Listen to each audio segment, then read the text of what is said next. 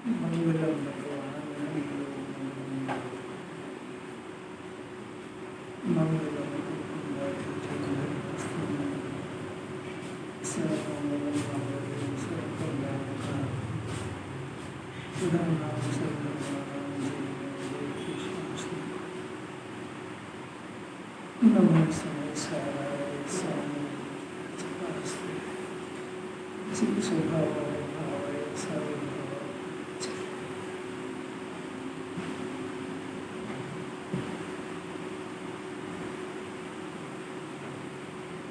जिसने शांति का स्वाद जप लिया हो, उसे राग नहीं फंसाता।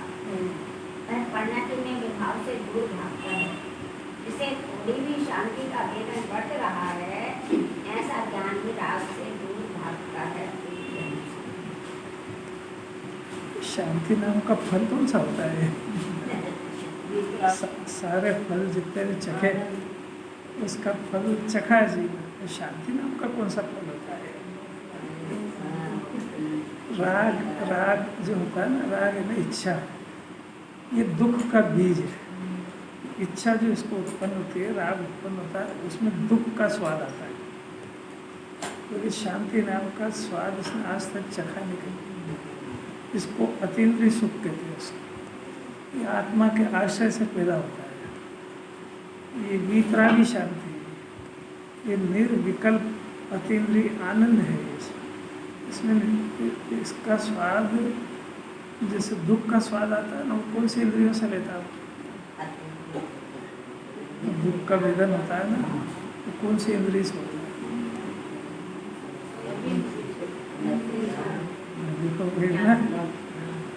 मन से नहीं। एक इंद्रिय को दुखी क्यों करता मन से नहीं होता। हाँ, तो सर्वांग में दुख का वेदन होता है, सर सर्वांग में सुख का वेदन। तो अब कैसे बताएं जीव को? अरहंत भगवान को, सिद्ध भगवान को अनंत शांति है। तो सम्यक दर्शन में थोड़ी सी पैदा हुई। तो ज्ञानी की परिभाषा ही है, जिसको शांति का थोड़ा सा वेदन हुआ हो। वेदन होना चाहिए ना उसकी। अगर ये शर्त नहीं डालेंगे शांति के वेदन की, तो शास्त्र ज्ञान को ज्ञानी समझ जाएगा, बड़ी भारी गलती हो जाएगी। ज्ञानी उसको कहते हैं जिसको शांति का वेदन वर्तता हो, वर्तन में चलता हो। जैसे दुख का वर्तन में दुख का वर्तन चल रहा है ना, इसको एक बार भी शांति का स्वाद चख लिया हो, अब उसको राग यानी दुख होता तो है, सुहाता नहीं है उसको। अब अपनी उल्टी दशा देख लो कि ये राग नहीं करे तो नहीं सुहाता है इसको। अरे बेटे क्या हो, कुछ भी नहीं सोच रहे हो आप किसी बारे में? अरे भाई सोचना दुखी होना है। कितना गजब का है। जरा जो भी बातें पढ़ते हैं ना, तो अपने से मिलान भी करते जाना चाहिए। अपनी दशा ऐसी है कि राग नहीं करे तो नहीं सुहाता है, ज्ञानी को राग हो तो नहीं सुहाता है। कितना अंतर हो गया। ज्ञानी का विचार नहीं करेगा तो ज्ञानी बनेगा कैसे? राग से प्रीति रखेगा, राग कोई छाती से लगाएगा, राग ही सुहाएगा, वो शांति का वेदन कहाँ से आएगा? कैसा आएगा? अब राग दुख लगना है, इसको बहुत ताकत है। साक्षात दुख भोग रहा है और दुख मानता नहीं है, ये भी एक चमत्कार है। साक्षात दुखी हो रहा है, किसी के बारे में सोचना शुरू करो, सबसे पहले जिनवाणी से दूर, प्रार्थना से दूर, दुख का पार ही नहीं। अब वह मैंने जिसने स्वाद चख लिया, वह जीव परिणति में विभाव से दूर भागता है। अज्ञानी विभाव को गले लगाता है, और तो और विभाव को कर्तव्य समझता है, अंदर में श्रद्धा में। अगर विभाव नहीं करेंगे तो सब नाश हो जाएगा सब। यानी कर्तव्य हमारा श्रद्धा में। कितनी गजब की बात, कितना उल्टा चल रहा है जीव। सुखी कैसे हो? सब भगवान से बिल्कुल विपरीत चल रहा है। वो शांति का वेदन कर रहे हैं, ये दुख का कर रहे हैं। वो दुख पसंद नहीं करते हैं, ये दुख को पसंद करते हैं। उनको, उनके विभाव नष्ट हो गए, ये विभाव को बुलाता है। और जिसको थोड़ी भी शांति का वेदन हो वो ज्ञानी होता है। अरे क्या अमृत भरा है इसमें। अब जो थोड़ी भी शांति का वेदन होएगा, उसको राग अगर उत्पन्न हो ही नहीं तो भगवान बन जाए। होता है पर दूर हटो पर करत पड़ेगा। स्वतत्व तो शांति है, अमृत है, अमृत। देखो यह प्रतिक्रमण की बहुत एक अद्भुत अलौकिक गाथा आई है। ये जो पाप करता है ना, ये भी 49 तरीके से करता है। पाप करता है, कराता है, करने वाले की अनुभव करता है। पाप को मन से करता है, वचन से करता है, काय से करता है। पाप को मन से अनुमोदना करता है, वचन से करता है। इस तरीके से 49 तरीके से पाप पुण्य के परिणाम करता है। तो 49 तरीके से ही उसका रिवर्स कराए, क्योंकि जिस जिस तरीके से इसने अपराध किया है उस तरीके से रिवर्स कराएंगे उसको। प्रतिक्रमण यानी पश्चाताप, प्रत्याख्यान माने भविष्य में नहीं करेंगे इसी प्रतिज्ञा। 49 तरीके से किया है, 49 तरीके से नहीं करने की प्रतिज्ञा करेंगे। 49 क्रिया 147 147 तरीके से ये है कर्म चेतना के परिणाम। 147 तरीके से, और एक परिणाम इसका होने से 148 तरह के कर्मों का बंधन होता है। वो कर्म फल परिणाम है, उससे भी रिवर्स कराएंगे। ये उसी की गाथा चल रही है। 147 तो कर्म चेतना है और 148 कर्म फल चेतना है। और उसमें वो जो कर्म का फल अभी ज्ञानी होने पर ही पता लग रहा है कि कर्म बनते हैं, और भविष्य में भी मैं उनके कर्म के फल में जुड़ूंगा नहीं उसको। ये अभी कर्म फल का भी त्याग कराएंगे। संन्यास करा रहे ना, त्याग करा रहे, मैंने उससे रिवर्स करा रहे। आप पाप का परिणाम चलता है ना, स्नान आदि से ही करा है, तो उसका प्रतिक्रमण करा है। और प्रतिक्रमण उसका कराते हैं जिसका अतिक्रमण होता है। अतिक्रमण जीव 3 तरीके से करता है, श्रद्धा में, ज्ञान में, चारित्र। अभी प्रकरण श्रद्धा की चल रहा है, चारित्र में भी इसके बस की बात नहीं है। अद्भुत प्रकरण है, एक शब्द बहुत अलौकिक है, इतनी आसानी से सुनने को मिले जीव को ऐसा नहीं है। बहुत पुण्य का उदय जिसका काल लब्धि पक गई हो उसको मिलता है। पुरुषार्थ तो करना इसके हाथ की बात है, फिर भी करे नहीं करे इसकी मर्जी की बात है। अभी तो समझने मुश्किल है कि प्रतिक्रमण प्रत्याख्यान होता क्या है। जो अभी अपन 10 लक्षण वगैरह में करते हैं, यहीं नहीं करते, सारे हिंदुस्तान में करते हैं। वो तो एक परंपरागत प्रतिक्रमण प्रत्याख्यान है, पर रूढ़िवादी वाला तो कहते हैं रूढ़ी है, चली आ रही है, तो कोई ऐसा नहीं है, चलता है वो। यहाँ तो वास्तविक प्रतिक्रमण की बात चल रही है। पहले अतिक्रमण समझो तो प्रतिक्रमण समझ में आएगा। बाबूजी, अतिक्रमण 3 तरीके से होता है, श्रद्धा में, ज्ञान में, चारित्र। अब ये क्या होता है कि सबसे पहले इसको अपनी संपत्ति का पता नहीं है। ध्रुव, पारणामिक भाव, एक रूप, अनादि अनंत, निष्क्रिय चेतन, निष्कर्म चेतन, जिसमें किसी तरह का कोई कर्म बाकी है ही नहीं। वो है, वो बना ही हुआ ध्रुव सत्ता है ना। जैसा जिन्हें परमात्मा के ज्ञान में अपना शुद्धात्मा आया है वैसा मैं हूँ। मेरे को भले ही अपने को पता नहीं हो ना हो, कोई बात नहीं। कैसा उनके ज्ञान में आया कि ज्ञान, दर्शन, स्वरूप, वीर, ऐसी अनंत शक्तियों का पिंड लेकर के शक्ति के रूप में विराजमान गायक ध्रुव, ऐसा तो नहीं। ये तो वही मेरी सत्ता, मैं इसका मालिक हूँ, मेरी सत्ता है। अब इसने प्रतिक्रमण शुरू करा, ये तो प्रॉपर्टी का मालिक है। अब इसने अतिक्रमण शुरू करा। अतिक्रमण पता लगेगा तभी तो प्रतिक्रमण कराएंगे क्योंकि जो जो इसने अपराध किए उसका पश्चाताप करा करके जो अपना वैभव था उसमें लौटाएंगे उसको।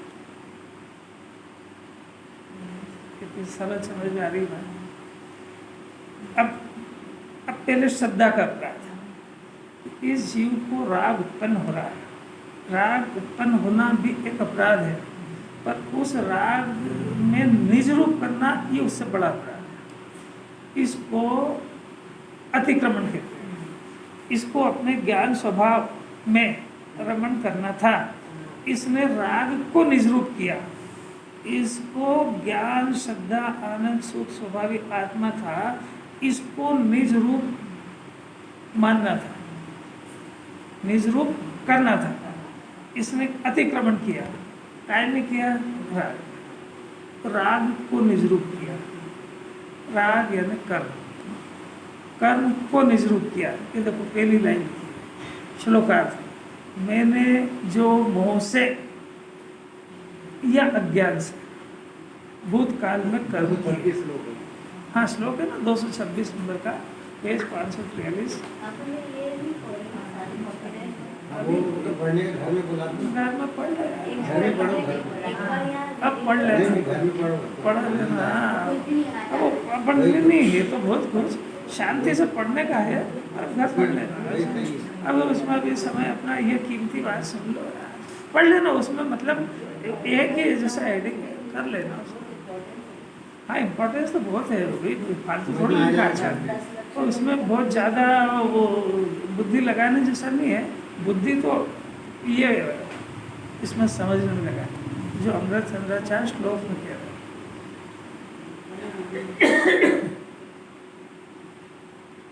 कुछ समझ में आ रही क्या बात? कौन सी चल रही है? अतिक्रमण की चल रही है। अतिक्रमण पहले श्रद्धा में करा इसने, ये समझे तो सही।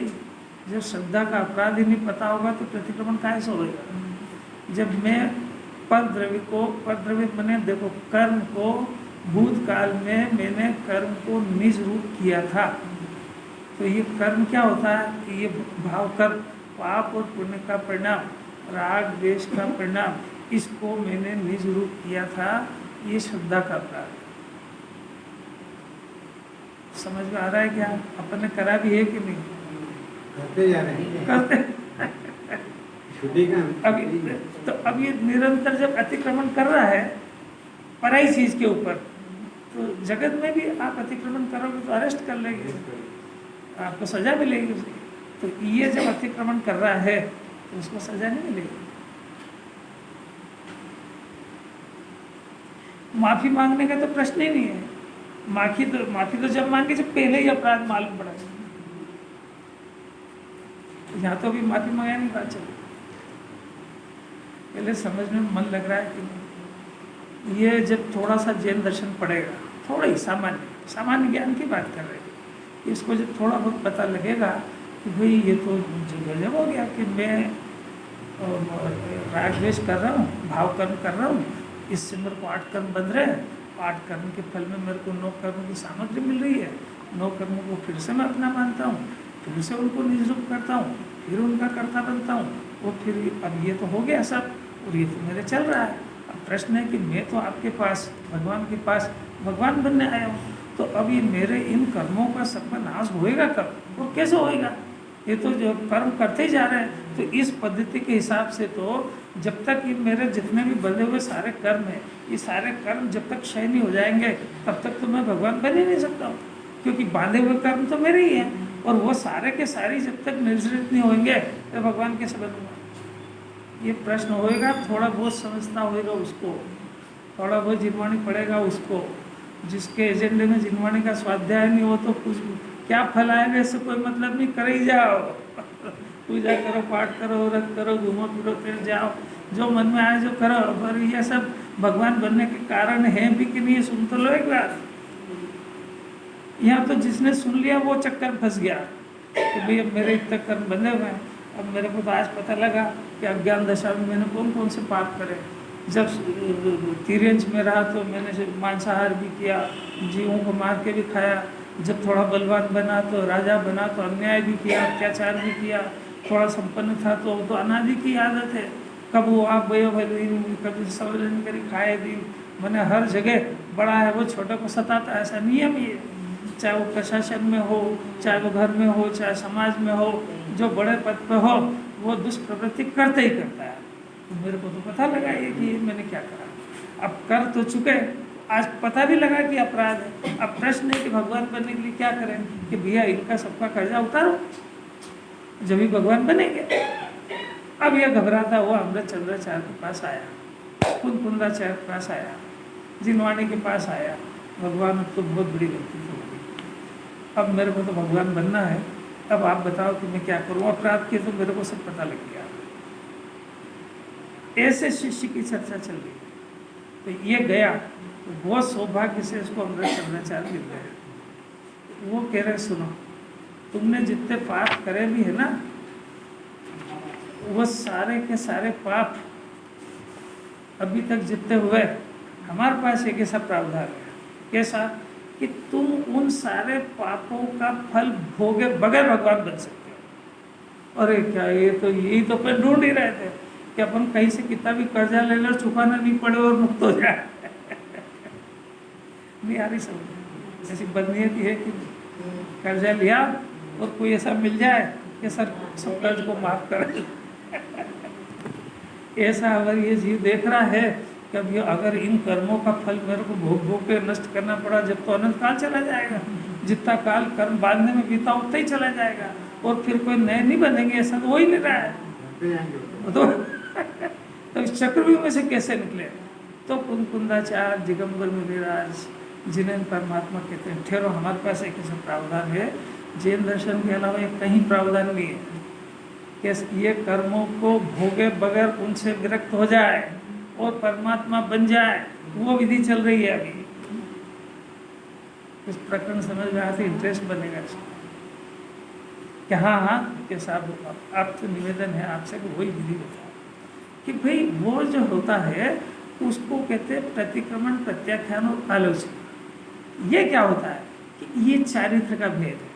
चारित्र क्या होता है कि चारित्र जो होता है वो प्रतिक्रमण, प्रत्याख्यान और आलोचना का दूसरा नाम चारित्र है। ये क्या होता है कि 7 तत्वों के अंदर ये निर्जरा तत्व है। कैसी बात है? तो अब ये निर्जरा होती है 2 तरह की, एक तो फल भोग के निर्जरा होती है और एक फल को प्राप्त हुए बगैर ही निर्जरा हो जाती है। ये उस निर्जरा की बात चल रही है। कितना इंटरेस्टिंग प्रकरण है। चारित्र कैसे होता है? मुनिराज को होता है ये। अब ये कैसे होता है कि निर्जरा जो होती है वो संवर पूर्वक होती है, वो संवर आत्मा को समझने से होता है। आई चैनल आई प्रतिक्रमण, प्रत्याख्यान, आलोचना, ये चारित्र का भेद है। चारित्र का भेद है, यानी प्रतिक्रमण, प्रत्याख्यान, आलोचना से इसको कर्म का उदय आए बगैर भोग नष्ट करने की विधि बता रहे हैं।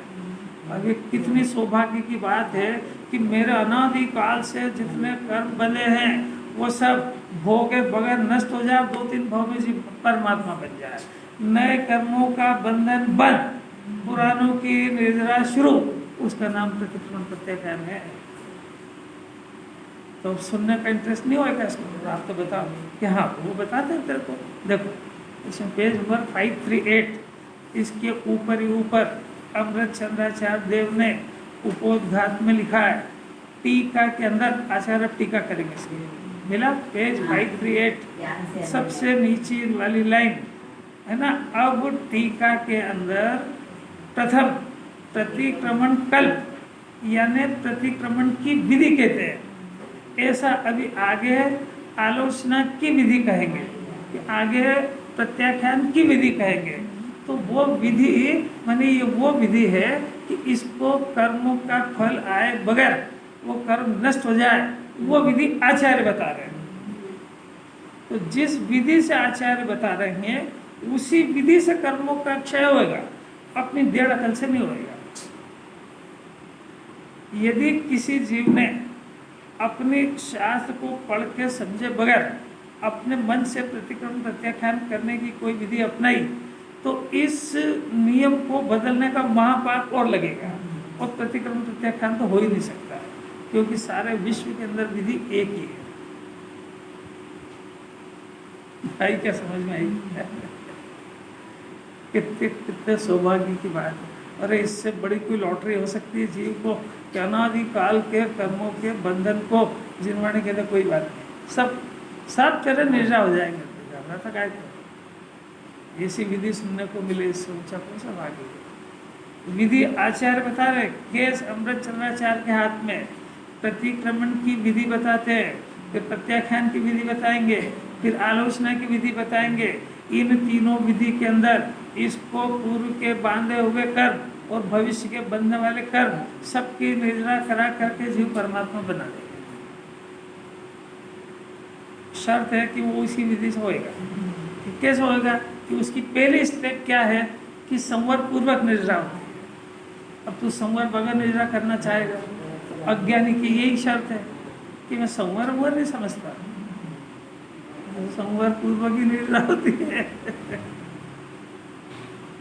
संवर क्या होता है कि कर्मों का आना रुकना, तो ये कैसे रुकता है कि ये संवर आत्मा के आश्रय से होता है। तेरे को आत्मा समझना पड़ेगा। कैसी अलौकिक बात। आत्मा को समझे बगैर संवर किसी को आज तक हुआ नहीं है।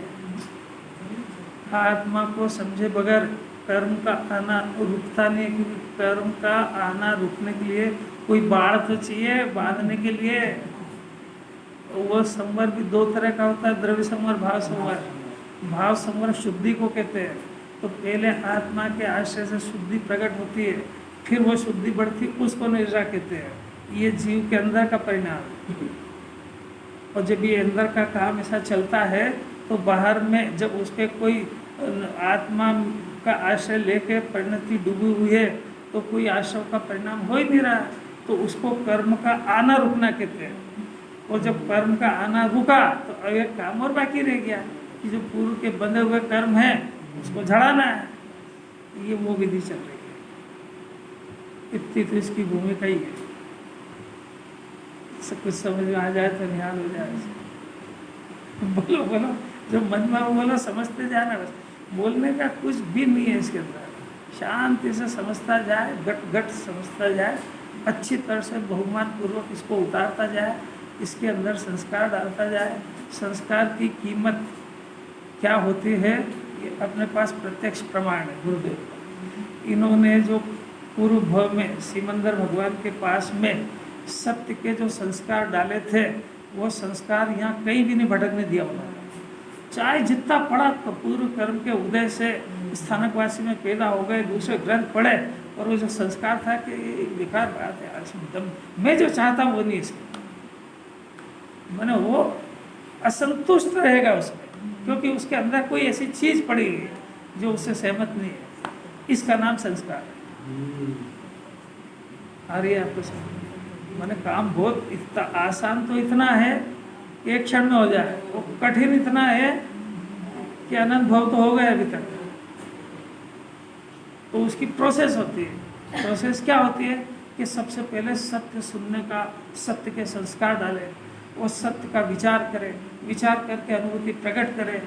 नहीं भी प्रकट हो पा रही तो घबराए नहीं, क्योंकि लंबा काम है इसमें, अनादि अनंत मामला है, तो इतना आसान भी नहीं है। तो सत्य के संस्कार डलने से, चूँकि इसकी परिस्थितियाँ ऐसी है कि इसको पारिवारिक दशा, घर गृहस्थी की दशा में अनिवार्य पाप इतने सारे होते हैं कि उसके बीच में इसके परिणामों को संतुलित रखना बहुत अनंत पुरुषार्थ है भाई। ये अनादिश के इसको सोचना, विचारना, सब कुछ एक कर्म के उदयाधीन चल रहा है। अब उसको उदय के अधीनता से तोड़ के स्वाधीन करना, इसको हंसी खेल नहीं है। कोई समझ में आ रही क्या बात? तो उसकी विधि होती है कि भाई संस्कार तो डाल ले, काम हो जाए तो बहुत अच्छी बात है। इतना तो जिनवाणी दे नहीं रही है कि तू ये सुन ले, घर पे जाके याद करना, लिखना, फिर विचार करना। अरे तू तो यही कर ले जो कुछ करना है। ये तो बी रेड सी ग्रेड की क्वालिटी है। घर जाओ, फिर लिखो, फिर विचार करो।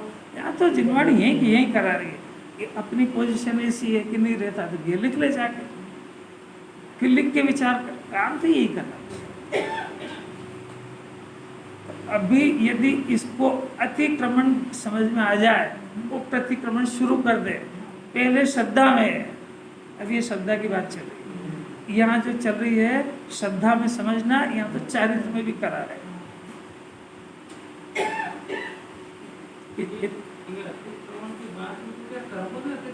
अभी अभी अतिक्रमण तो मैंने समझाया ही नहीं है। अब अतिक्रमण तो मैं समझा रहा हूँ।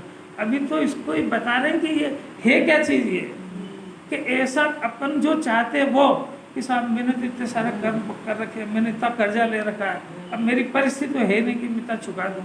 अब कोई ऐसी कोई विधि हो जाए कि मेरा सारा कर्जा माफ़ हो जाए, तो उससे बड़ा धन्य क्षण तो कोई है ही नहीं सकता। तो अब ये अन्यमति में तो प्रावधान है ही नहीं, वहाँ तो कर्म किया तो फल भोगना पड़ेगा। यहाँ कह रहे हैं कि कोई जरूरत नहीं, तेरे को अगर भगवान बनना है तो ये सब कर्म का उदय आए बगैर तू इसकी निष्ठा कर सकता है। हम वो विधि बता रहे हैं। बताओ इससे ऊंची क्या बात हो सकती है दुनिया।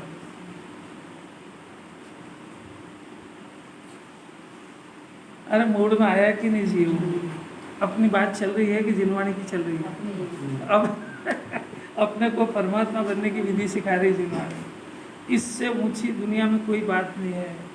और जिनवाणी तो अथाह है, इसको छोड़ के दूसरी बात सुनने में अगर अपना समय अभी लगा दिया तो ये काम की बात तो रह जाएगी और दूसरा ज्ञान इकट्ठा हो जाएगा पास। जो क्षयोपम ज्ञान रहेगा कोटे में रहेगा, इस जन्म में ही यहाँ छूट जाएगा।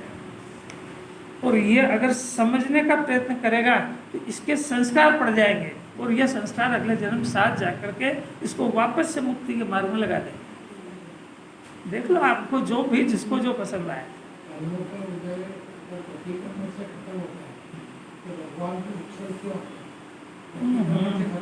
अभी अभी समझो, पहले अभी समझो तो सही जरा बहुत। अभी भाव कर्मों की बात चल रही है, संयोग वाले कर्म की बात नहीं चल रही है। आएगा तो आएगा। अभी देखो, अभी सब बातों के समाधान इसके अंदर आ जाएंगे। पहले इसको समझ में आया कि मैं कौन सी पिक्चर देख रहा हूँ। ये काम भी मेरा काम की बात है भी कि नहीं है। नहीं तो ऐसे ही लगेगा हम तो स्वाध्याय में गए थे, स्वाध्याय करके सुन के आ गए, क्या हुआ? अरे जो उनको के उनका काम बोलना है, अपना काम सुनना है। तेरी तो क्या सुन के आया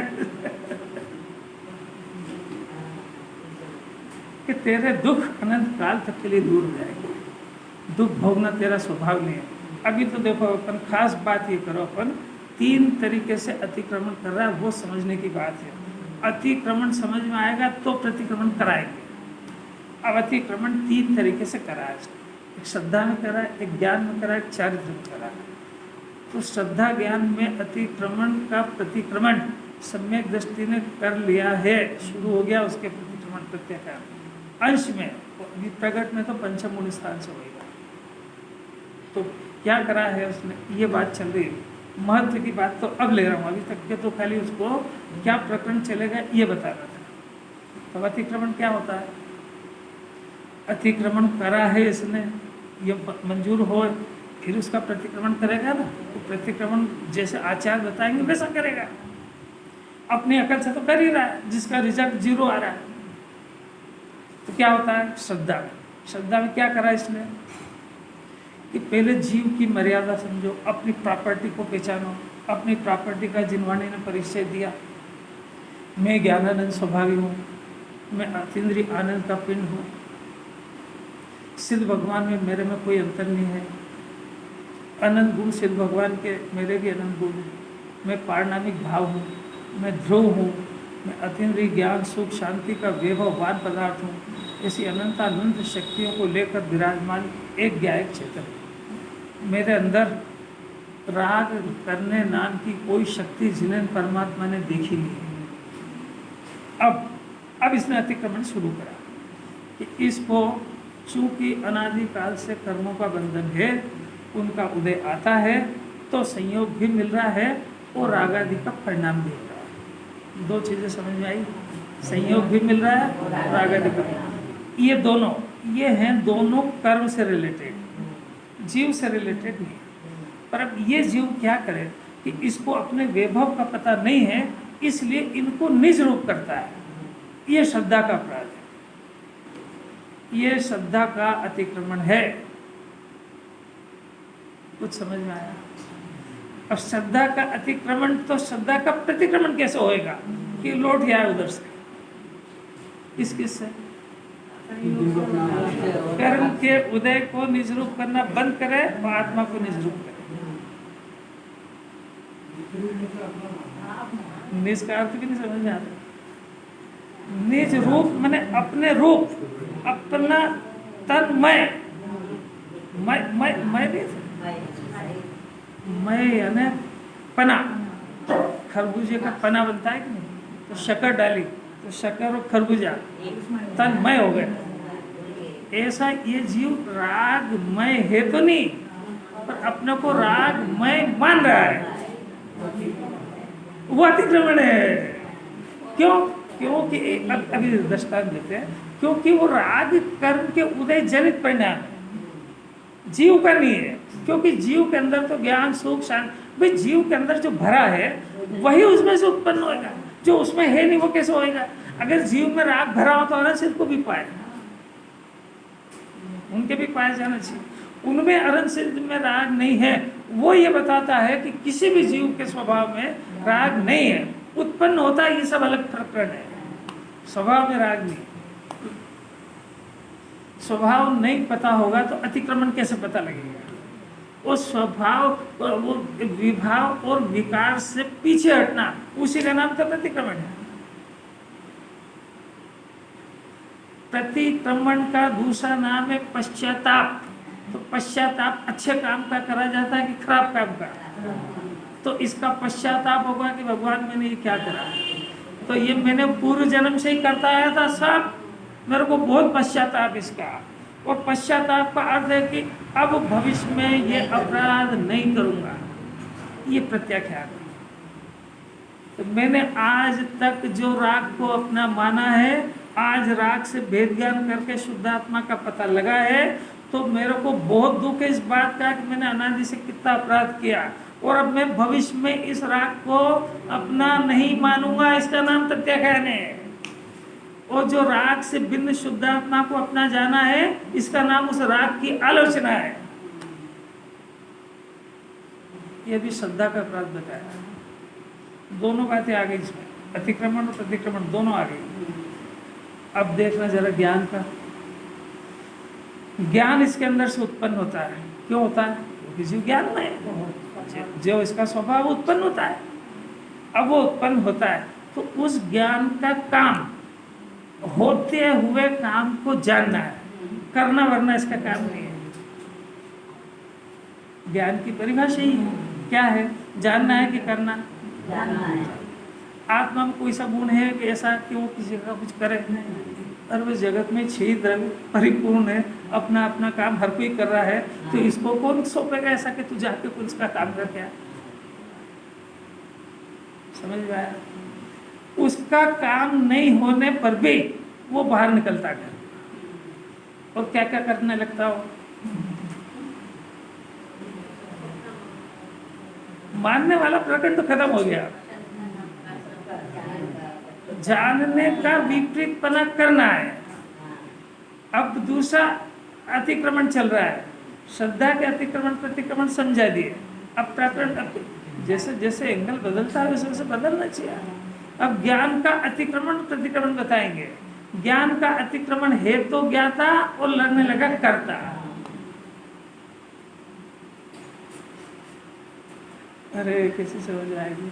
अब फिर से, वो अंदर का कर्ता भी नहीं है, यानी जो राग अंदर उत्पन्न हो रहा है, जीव इसका कर्ता नहीं है, क्योंकि अंदर राग नाम का कोई गुण नहीं है। फिर भी ये जो कर्म के उदय में जो राग हुआ, उस राग का कर्ता बनता है। ये इसने उस राग के ऊपर अतिक्रमण किया, और ये इतने में संतुष्ट नहीं रहा। जब वो एक इंद्रिय दो इंद्रिय में था, संगी पंचेंद्रिय तक था, असंगी तक, तब तक तो इतना ही कर रहा था। संगी पंचेंद्रिय होना में तो इसने और फैलाया। किस किस का कर्ता बना? तो ये तो इसने और गजब कर दिया। सुनना जरा, जिनवाणी को राग के कर्तापने का निषेध है। राग आत्मा राग का कर्ता बने, ये इस विश्व का सबसे बड़ा अपराध है। और वो जो ये आत्मा राग का करना छोड़ करके परद्रव्य का करे, ये तो महा अपराध है। कर नहीं सकता है, सिर्फ अपना करना कर सकता हूँ ऐसा मानता है। ये अपने स्वरूप की विपरीतता है और ये ज्ञान का अतिक्रमण है। अब इससे प्रतिक्रमण करना है कि नहीं, मैं तो अरहन भगवान का पुत्र हूँ, उनकी केवल ज्ञान है, मेरे पास मति शुद्ध ज्ञान है, तो उनका केवल ज्ञान जगत में कुछ नहीं कर सकता है, तो मति शुद्ध कुछ करेगा तो वो पिता को बदनाम करेगा। वो कि जो काम पिताजी नहीं कर सकते वो पुत्र कर लेगा, जो काम प्रधानमंत्री नहीं कर सकते वो चपरासी कर लेगा। अगर ऐसा करता है तो प्रतिक्रमण, अपराधी। अरे निष्क्रिय निष्प्रमादी बनाना है तो अतिक्रमण का प्रतिक्रमण करेगा कि नहीं? तो पहले प्रतिक्रमण श्रद्धा में हो जाएगा, निष्क्रिय तत्व को पहचान लेगा। एक उदाहरण समझिए इसका, है अभी टाइम। अपना उद्देश्य ये है कि जो सुन रहा है से गले उतर जाए। अतिक्रमण नहीं समझेगा तो प्रतिक्रमण तो पढ़ता ही रहेगा, कर नहीं पाएगा कहीं। वो जिनवाणी ये भी चारित्र में तेरे बस की बात नहीं, वो अभी कुलकुंदाचार्य आदेश नहीं दे रहे हैं, अभी तो प्रतिक्रमण की खाली विधि समझा रहे हैं। ये आदेश नहीं दिया कि प्रतिक्रमण कर, वो प्रतिक्रमण तो खुद कर रहे हैं, तुमको तो खाली समझा रहे हैं कि प्रतिक्रमण होता क्या है। प्रतिक्रमण ये चारित्र का निर्जरा तत्व है, तो ये संवर के बिना नहीं होता है। तो हम निर्जरा बता रहे हैं कि अतिक्रमण प्रतिक्रमण में तुमको अपने स्वरूप का ख्याल करा करके पहले संवर की उत्पत्ति का कारण बता रहे हैं। संवर होगा तब इसमें पांव रखाएगा। अब जगत में तो बात है नहीं, तो संवर के बगैर ही करना चाहता है, तो वो अमृत चंद्राचार्य कोई चैलेंज कर रहा है कि अभी आपके नहीं हुआ होगा, मैं तो उसके बगैर ही कर लूंगा। ये खाली पढ़ेगा और कुछ भी नहीं करेगा। स्फटिक मणि होती है, स्फटिक मणि सफेद झक होती है और बिल्कुल सफेदी का पिंड। आजकल तो प्रतिमाएं बनती है ना, कुछ भी नहीं रहता, एकदम सफेदी की बात। स्फटिक मणि के दर्शन करने का अर्थ है आत्मा ऐसा स्फटिक मणि के समान है, उसमें किसी तरह का कोई विकार कलर कुछ ही नहीं। परंतु उसके नीचे कोई लाल कपड़ा रखो, पीला रखो, नीला रखो, तो जैसा उसके नीचे कपड़ा रखा है वैसी वो मणि दिखती है। अब लाल कपड़ा रखा है, अब कोई आया उधर से दर्शन करने, तो वो कपड़ा तो देखता नहीं है, तो मणि प्रतिमा देखेगा, तो प्रतिमा कैसी दिखेगी? लाल दिखेगी। अब जो उसका जानकार है, या कोई मणि हो, प्रतिमा नहीं हो, मणि हो, जौहरी हो, और उसको मणि खरीदना हो, तो वो जानकार है, तो वो कैसा देखता है कि मणि लाल है कि सफ़ेद झग है? तो वो कहता है कि ये तो सफ़ेद झग है, सफ़ेदी का पिंड है। अब प्रश्न दो खड़े हो गए कि वो सफ़ेद है कि लाल। अब इसके अंदर दो बातें, स्वभाव से वो सफ़ेद झग है और लाली दिख रही है पर वो लाल है नहीं। अब दूसरी बात कि वो जो लालपना उसका है, वो लालपना उस कपड़े के साथ तन्मय है, स्फटिक मणि के साथ बिल्कुल रत्ती तन्मय नहीं है। स्फटिक मणि जिस समय में लाल है उस समय वो बिल्कुल सफेद जग है, क्योंकि उसका तन्मयपना लाली का वो कपड़े के साथ में है, मणि के अंदर उसका प्रवेश नहीं। दृष्टांत समझना तो आत्मा समझ में आ जाए खट से। बच्चा तो बेचारा समझता नहीं, तो पापा ये तो लाल है और ये पीली है और ये हरी है, तो बेटा वो तो तीनों ही एक ही, लाल पीला हरा रंग जो है वो कपड़े का है, उसका नहीं है। बस इतना से दृष्टांत देना। इसी तरीके से ये आत्मा, ये ज्ञान आनंद सुख शांति का सफेद स्फटिक मणि जैसा है, पर इसके अंदर एक कुछ लाल पीला दिख रहा है, 25 तरह की कषाय दिख रही है। अब ये 25 तरह के जो कषाय है, ये उस मणि में लाल पीला हरा आया कि नहीं? ऐसे आत्मा में भी नहीं आया। ये कर्म के उदय का परिणाम है। ये बिल्कुल ये जो परिणाम है 25 तरह की कषाय का, मोह का, ये परिणाम कर्म के उदय के साथ में तादाद है। इसका आत्मा से कोई संबंध नहीं। ऐसा अलौकिक बात। अब वहाँ तो उदाहरण में तो जड़ समझ में आ गया, पर यहाँ ये जीव अपने को वो उसका जो क्रोधमान मायालोक का परिणाम है 25 तरह की कषाय का और मोह का, उसका तादात्म्य जिसके साथ है उसके साथ देख, तेरे में अंदर आया ही नहीं वो। क्या गजब की बात है। अब जिस समय में वो स्फटिक मणि लाल है उसी समय में सफेद है कि समय भेद है उसमें। जिस समय में इसको 25 कषाय है उसी समय ये भगवान है। अब बात यही है कि वो बच्चा है, मैंने अभी अज्ञानी है, तो ये वो लाल पने का कागज वहां तक नहीं देख पाता है कि ये जो है ये जीव में जो विकार आया है उसका संबंध पूर्व कर्म के उदय से है, इसके जीव के स्वभाव से नहीं। बस ये समझा कि इस स्फटिक मणि को खरीद लाएगा, गजब हो गया ना।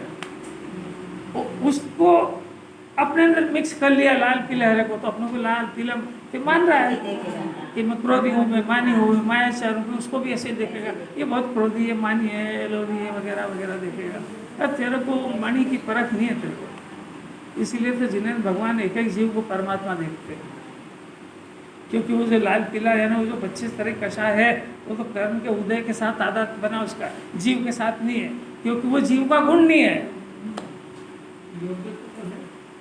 किसकी योग्यता? आपको जिनवानी सफेदी की योग्यता दिखा रही कि लाल की योग्यता दिखा रही है? लाल की योग्यता को याद करने की जरूरत है क्या? हाँ, योग्यता से क्या वो सब वो उलझने की बात है। ज्यादा पढ़ ले ना उसको भी जिनवानी समझ में नहीं आ रही। ऐसा अद्भुत ये कषाय के काल में जीव वितरागी दिखा रही है, और अभी तक तो वो अतिक्रमण मैंने बताया ही नहीं है। अतिक्रमण अब बताते हैं, अतिक्रमण बताएंगे तभी प्रतिक्रमण करेगा ना। यहाँ तक तो भी अपन स्वभाव पे लेके आए। अतिक्रमण क्या है उसमें? अतिक्रमण उसमें यह है कि उस स्फटिक मणि के अंदर वो सफेद झक होने पर भी वो तो जाड़ा इसलिए उसमें होएगा नहीं, तो उसके अंदर जो लाली आई वो लाली उसकी नहीं होने पर भी मणि कहते कि लाल को मैंने किया। दृष्टांत समझ में आया? इसी तरीके से आत्मा के अंदर कोई ऐसा गुण नहीं है जो राग द्वेष मोह 25 तरह की कषाय करे और ये अपने आत्मा को छोड़ के पदरवी को अपना माने। ऐसा कोई मोह राग द्वेष करने का आत्मा में कोई स्वभाव नहीं है। इसके बावजूद भी ये जीव अपने को उस राग का यानी उस लाली का कर्ता अपने को मानता है, ये अतिक्रमण है। आया समझ में? यहाँ अतिक्रमण तक ला करने के लिए इतनी सारी बात करी। अंदर राग द्वेष हो रहा है कि नहीं, 25 तरह कषाय हो रही कि नहीं, मोह का परिणाम हो रहा है कि नहीं, प्रश्न है कि इसका कर्ता कौन है? तो इसका कर्ता तो वो कर्म का उदय था, और ये जीव अपना अकर्ता स्वभाव को भूला और ये जो लाल पीला कालापना आ रहा है इसका कर्ता बना। तो ज्ञाता को भूलने पर ये दुर्घटना होती है, और ये जो दुर्घटना हुई इसको इसने करा है, ये अतिक्रमण है। पर का अतिक्रमण की तो बात कर ही नहीं रहे हैं यार। आचार्य को इतनी फुर्सत नहीं है, क्योंकि वो बाहर का अतिक्रमण प्रतिक्रमण तो छोड़ा है सब।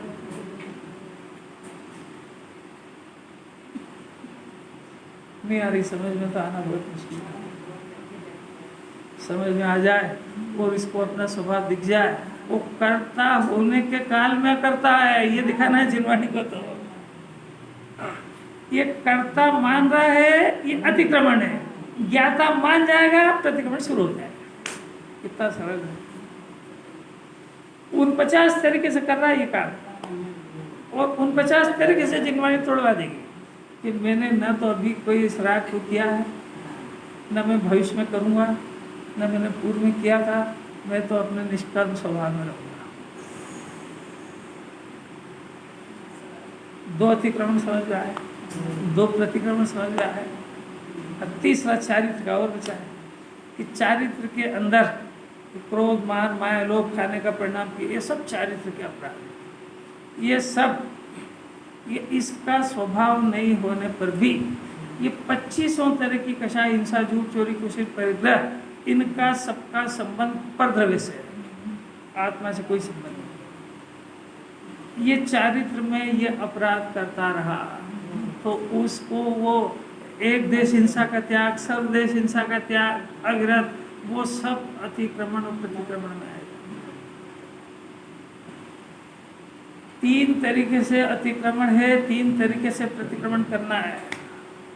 अभी तो प्रतिक्रमण की विधि समझा रहे हैं आचार्य, शुरू तो कराया ही नहीं है, क्योंकि अतिक्रमण समझे बगैर प्रतिक्रमण करेगा कैसे।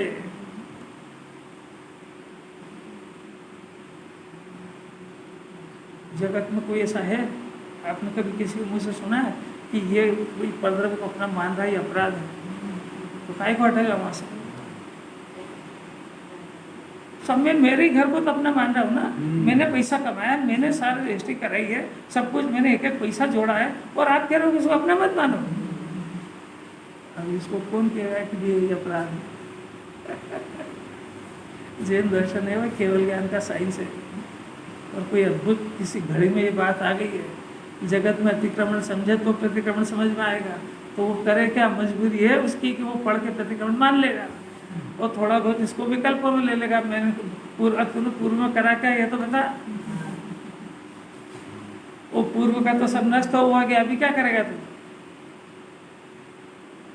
तो कैसी कैसी अद्भुत ही कोई अद्भुत ही बात है, अद्भुत अपने पास आ गई, निहाल हो जाएगा। घड़ी जैसी बात है, मेरे को शुरू ही नहीं हो पा रहा, कल से शुरू कर ही देंगे। तो अभी तो खाली 2 लाइन हुई है। मोह से अथवा अज्ञान से भूतकाल में कर्म किए थे, उन समस्त कर्मों, समस्त लिए ना, तो श्रद्धा का, ज्ञान का, चारित्र का, तीनों कर्मों का प्रतिक्रमण